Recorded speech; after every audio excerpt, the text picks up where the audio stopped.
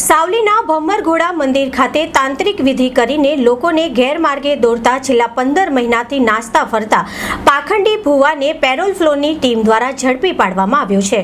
ખૂનની કોશિશ તેમજ લૂંટના ગુનામાં વોન્ટેડ પાખંડી ભુવો ઝડપાઈ ગયો। જીવલેણ હુમલા બાદ લૂંટ ચલાવીને ફરાર થઈ ગયો હતો। છેલ્લા 15 મહિનાથી નાસ્તા ફરતા પાખંડી રવિ ભુવાજીને પોલીસે દબોચી લીધો। રવિ ભુવાને પેરોલ ફ્લોની ટીમે ફિલ્મી ડબે પીછો કરી આણંદ ખાતેથી ઝડપી પાડ્યો। ડેસર પોલીસ સ્ટેશન ખાતે વર્ષ 2022માં હત્યાની કોશિશ તેમજ લૂંટનો ગુનો નોંધાયો હતો।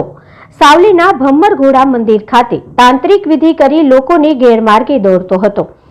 વિવિધ પોલીસ મથકોમાં આ ઘોરે ભુવા વિરુદ્ધ ગંભીર પ્રકારના ગુના નોંધાયા છે। સાવલીના પત્રકારની હત્યાની કોશિશ તેમજ લૂંટના ગુનામાં છેલ્લા 15 માસથી ફરાર હતો।